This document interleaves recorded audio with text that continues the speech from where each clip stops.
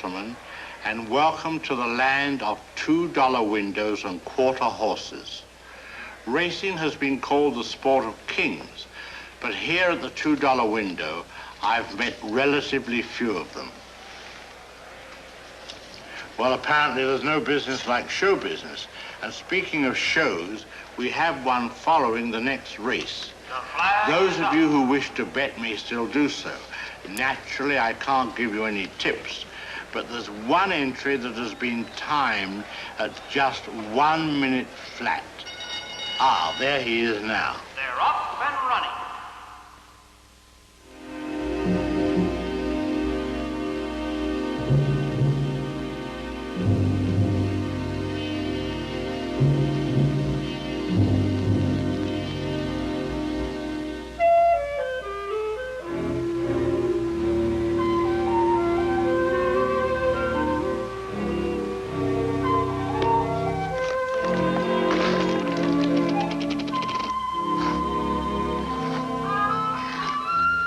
Brandy, please. A brandy? Yes, miss.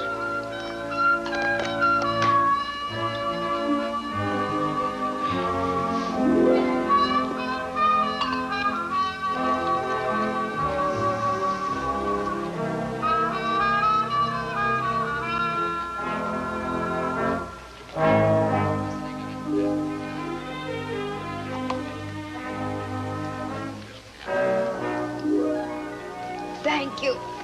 I'll put it on myself.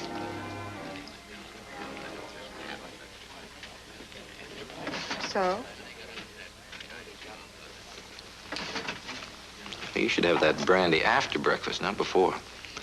Listen, I don't mean to overstep myself, but would you like to join me in a pot of coffee? Why? I'm not trying to make a big deal out of it. I just thought if we sat down at the table, your shoe wouldn't have so far to fall.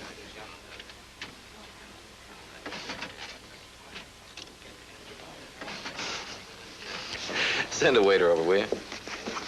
Oh, is that enough? I think so, miss. Especially since you didn't drink it all. Thank you.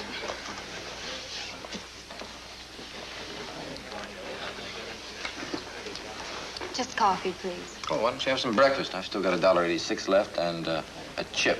But I need the chip for tonight. Coffee will be fine. I guess it's gonna be coffee. And, where'd you say you were from? I didn't. But the answer's Moscow. You're an awful lot to cope with at 8 o'clock in the morning. Moscow, Idaho, that is. We're, having some sort of a cultural exchange with the neighboring state of Nevada. They forgot to mention it was a 730-mile walk home. You better eat this, then. For energy. Thank you.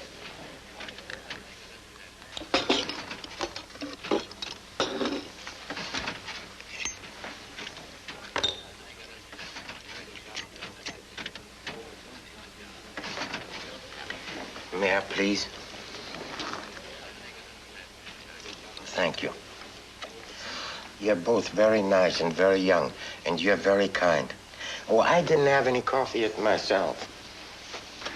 I like the pleasant company of young people. You mind?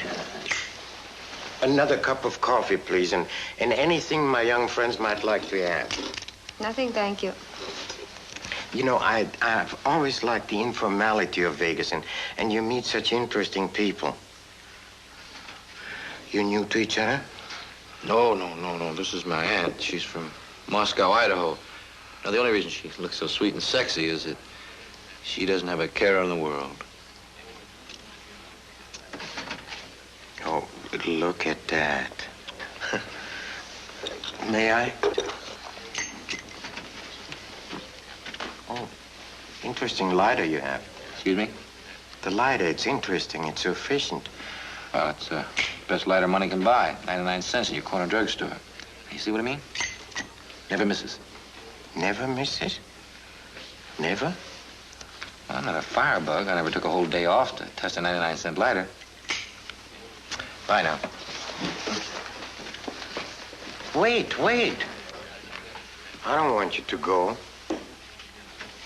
Suppose we make a nice bet on how efficient is this light of yours that you're so proud of? Now, look, mister, I didn't say I want to wear it as a badge. All I said was it's a good lighter and it works. And would you bet on that? Sure. I'll bet you it lights 3 times out of 3. I'll, bet you a quarter. Pardon me, folks, but I've got a weakness for these barroom propositions. Mind if I listen in? No. It's a nice big bet I had in mind for you, a bet you could remember all your life. Look, mister, I've got 1 chip and $1.86. Now, $1.86 says it'll work. That's as high as I go. But you don't understand.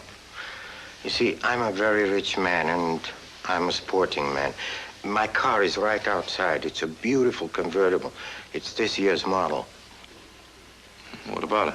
Well, I'll tell you what about it. The car is part of the bet, but we'll go up to my rooms because there's no wind, no draft from opening and closing doors. You understand? Now, the bet is really very simple. If you can make this celebrated lighter of yours work for you 10 times without missing, 10 times in succession, mind you, then the car is yours. What do I put up, my spare set of pajamas? No. Look, I'm devoted to gambling, but I have never asked anybody to put up more than he can afford to lose. Yeah? What, for instance? Oh, I'm going to make it easy for you. Easy for you to win a car, I mean. Is that all right? I'm listening. I like the easy part. Well, I'm thinking of some small thing that you could afford to give away. And if you lose, well, you won't have to feel so bad, such as the little finger on your left hand.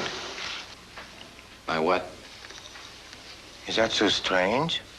He wins, he takes the car. I win, I take his finger. Is that so strange? Wow.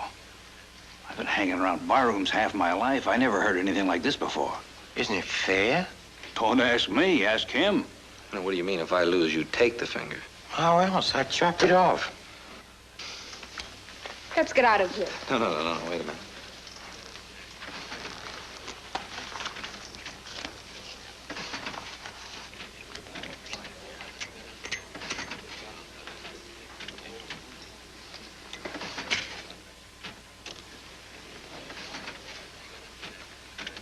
Is it a bet? I don't think so. I see. I understand. I understand very easily. It must be like I've been reading so many times, you know, that the young generation grows soft and that the starch is leaving the spine. You gotta tell that to the Boy Scouts, but I guarantee you one thing. If you go around the old campfire lopping off fingertips, you're gonna get thrown out right on your ear. Is that so? That's so.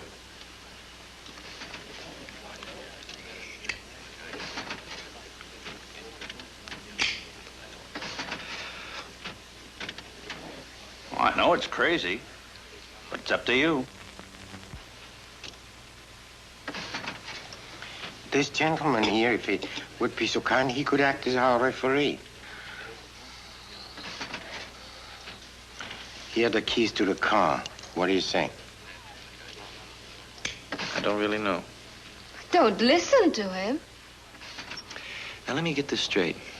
You want me to go up to your room, and if I light this 10 times in a row, I get the convertible. That's correct. If I miss just once, That's right, just once. I forfeit the little finger on my left hand. Now you understand. Everything is perfectly correct, except that I can see you're afraid. I wouldn't worry about that.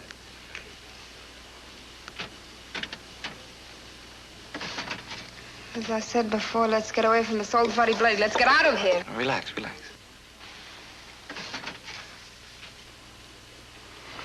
Now, just one other thing. I'd like to see the convertible. Of course you'd like to see the car. And I have drinks in up to the room just as soon as you say so. Will you all please follow me?